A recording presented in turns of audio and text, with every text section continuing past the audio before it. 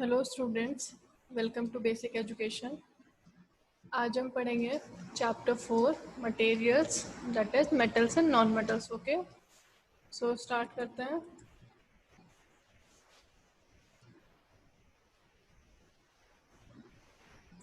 Okay, you are familiar with a number of materials like iron, aluminium. आप लोग अपने आसपास बहुत सारे मटेरियल्स देखते होंगे, जैसे मेटल में आयरन हो गया, एल्यूमिनियम हो गया। ओके, डिफरेंट टाइप्स के।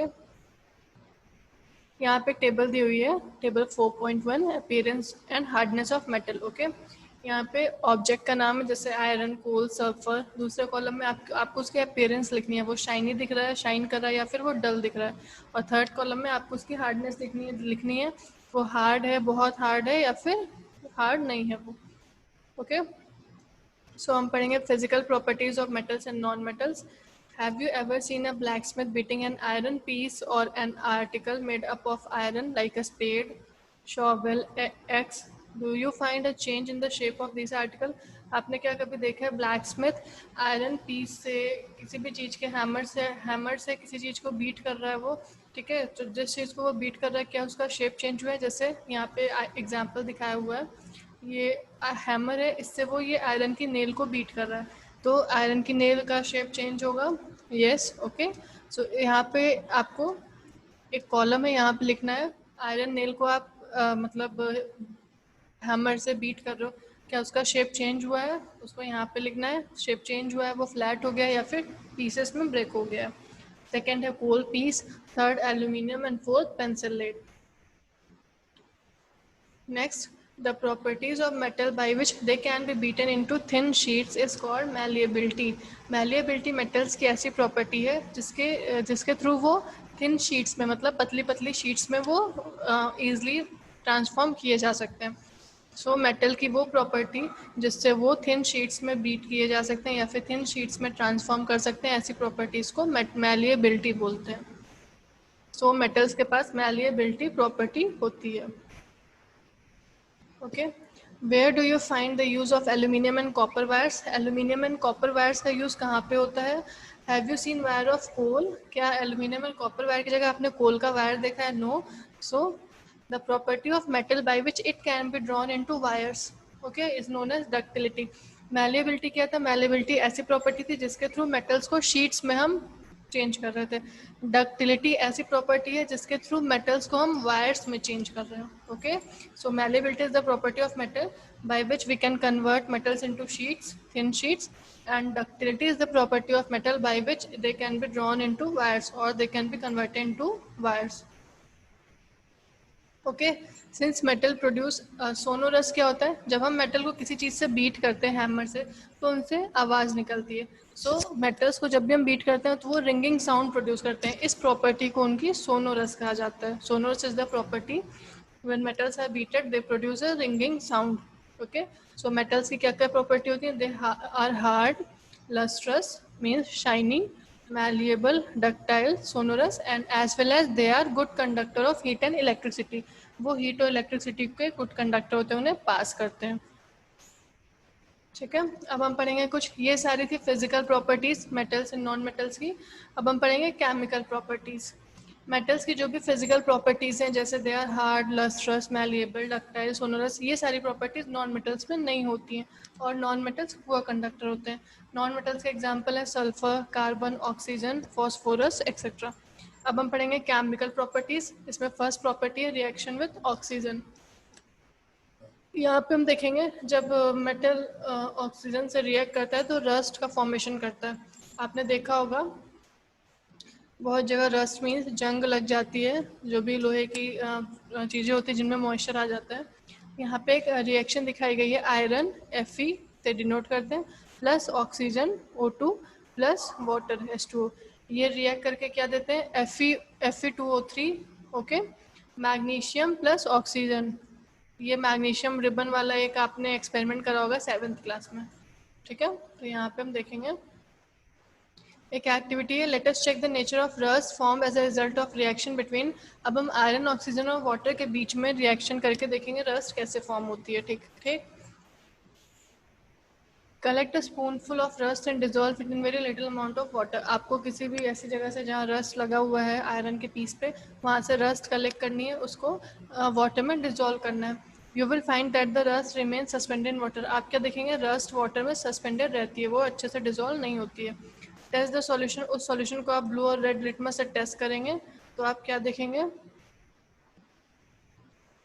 When a copper vessels is expose, जब कोई कॉपर का वेसल्स मॉइस्ट एयर में, मीन्स मॉइस्चर में, वाटर में बहुत ज़्यादा टाइम तक एयर में एक्सपोज रहता है, तो उसके ऊपर एक डल ग्रीन कलर की कोटिंग हो जाती है। ठीक है, द ग्रीन मटेरियल, वो जो ग्रीन मटेरियल फॉर्म होता है वो मिक्सचर होता है कॉपर हाइड्रोक्साइड और कॉपर कार्बोनेट का। यहाँ पे रिएक्शन दिखाई गई है येलो बॉक्स में, Cu plus H2O plus CO2 plus O2 means copper plus water plus carbon dioxide plus O2। ये सारी चीज़ें वाटर, कार्बन डाइऑक्साइड और O2 ये एयर में प्रेजेंट होती है। ये रिएक्ट करके क्या फॉर्मेशन करती है, CuOH का whole twice and CuCO3। Okay, copper carbonate and copper hydroxide.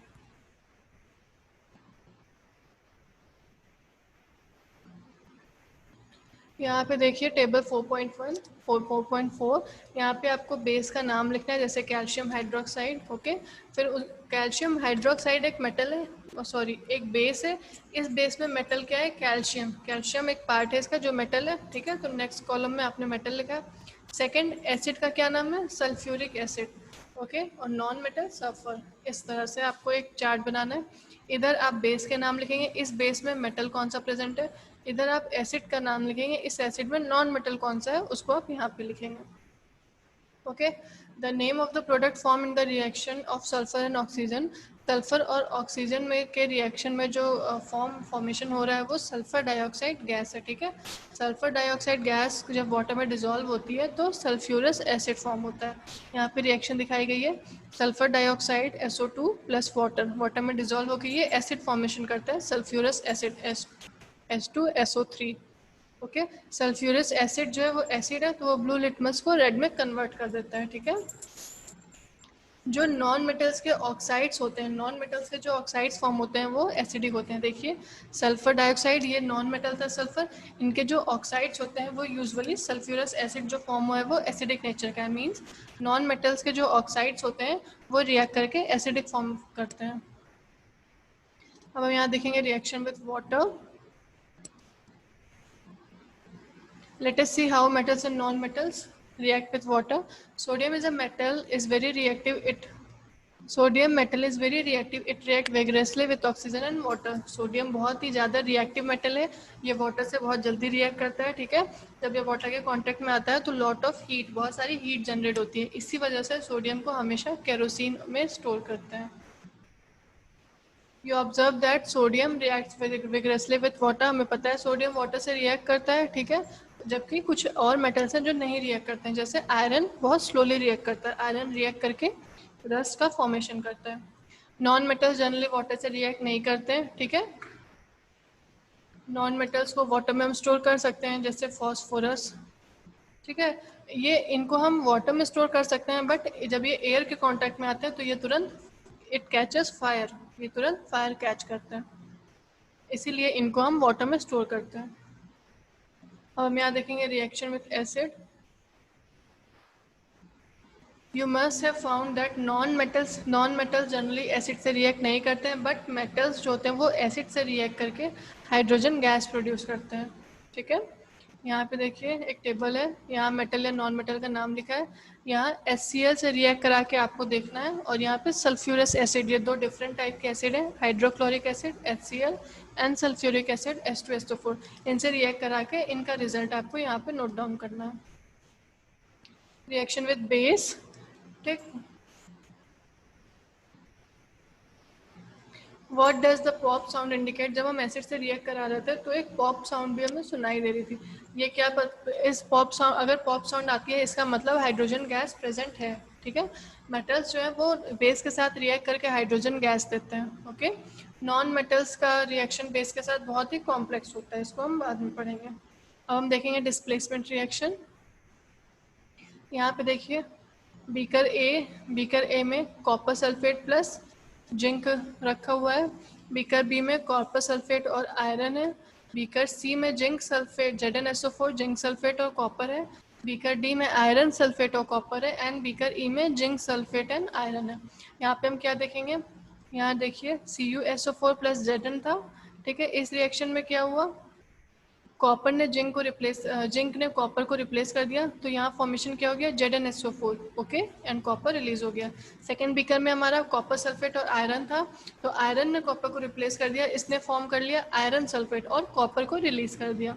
Third beaker में जिंक सल्फेट और कॉपर था, इसने कॉपर सल्फेट फॉर्मेशन कर लिया और जिंक को रिप्लेस करेगा। अब देखिए यहाँ पे बीकर ए और बीकर बी जो हमारा था, ए एंड बी, इनका कलर चेंज हुआ है। यहाँ पे जिंक ने कॉपर को डिस्प्लेस करा है, तो यहाँ पे जिंक ZnSO4 बन गया है, जिंक सल्फेट, और यहाँ पे आयरन ने कॉपर को रिप्लेस कर दिया है, तो FeSO4। इट मीन्स कॉपर को मेटल्स रिप्लेस कर रहे हैं, ठीक है। अब थर्ड देखिए, कॉपर लेस स्ट्रॉन्ग नहीं होता है, इसलिए वो रिप्लेस हो जा रहा है। बट थर्ड सी वाले बीकर में हमारा जिंक सल्फेट है और जिंक कॉपर उसको रिप्लेस नहीं कर पा रहा क्योंकि जिंक सल्फेट से स्ट्रांगली बॉन्डेड है। बी बीकर में हमारा आयरन सल्फेट है, आयरन भी स्ट्रांगली बॉन्डेड है, तो कॉपर नहीं उसको रिप्लेस कर सकता। और लास्ट बीकर में जिंक सल्फेट है, तो आयरन से ज़्यादा स्ट्रॉन्ग जिंक है, इसलिए आयरन उसे रिप्लेस नहीं कर पाया। इस वजह से इन तीनों का कोई भी कलर चेंज नहीं होता है। ओके, सो डिस्प्लेसमेंट रिएक्शन, जहाँ पे एक मेटल जो ज़्यादा स्ट्रॉन्ग होता है वो अपने से वीक मेटल को जो कम स्ट्रॉन्ग होता है उसको डिस्प्लेस कर देता है, इसीलिए इसको डिस्प्लेसमेंट रिएक्शन बोलते हैं। ओके, यहाँ पे दिखाया गया है copper sulphate plus zinc, it react and gives zinc copper को रिप्लेस कर देता है क्योंकि zinc is more reactive as compare to copper, so it forms zinc sulphate plus copper. हम यहाँ पे देखेंगे usages of metals and non metals. Non metals हम डेली लाइफ में यूज़ करते हैं, ओके। नॉन मेटल्स को फर्टिलाइजर्स में भी यूज़ होता है to enhance the growth of plants. Non metals को हम प्योरीफिकेशन प्रोसेस में भी यूज़ करते हैं, okay. Non metals purple colour solution होता है, जो हम एंटीसेप्टिक अपने वुंड्स पे लगाते हैं, वो भी नॉन मेटल्स ही होता है, उसमें यूज़ होता है। नॉन मेटल्स ही क्रैकर्स में भी यूज़ होता है।